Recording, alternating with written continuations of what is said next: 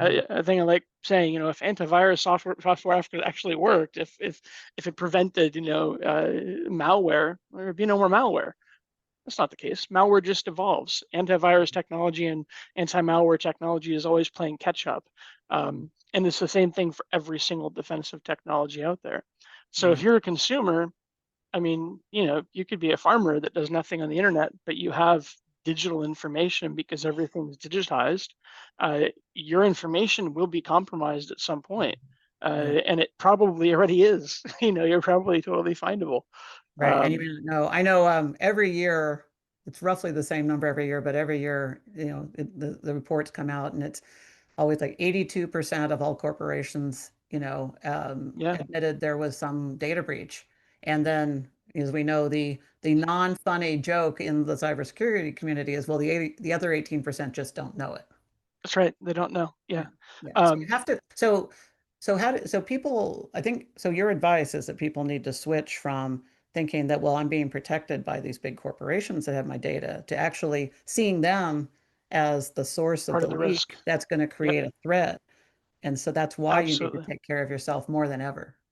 Yeah, absolutely. You need to be very aware of what information you're giving to anybody, Okay. because they don't exist in terms of they are going to protect me. They don't exist. That group of magical protective unicorns, they don't exist, Right. right?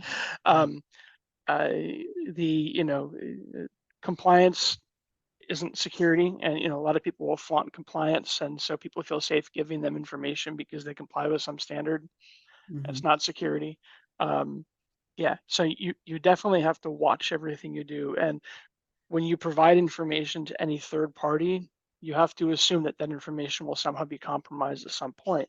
Right. Um, and there are different types of things that you can do, to kind of keep track of who has what and what leaks your information, really came out of.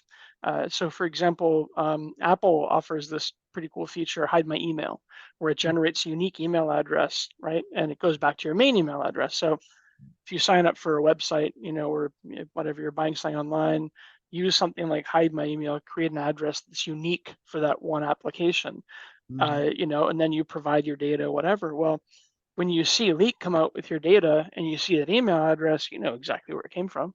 Even if Hmm. they didn't report a breach, you know exactly where it came from. And You know, that empowers you as a consumer to have agency over knowing, yeah, where the weak spots are. But, and what was stolen too. So if you know what information was stolen, then you know how to respond to it more effectively. mhm. Right. Well, now what do you do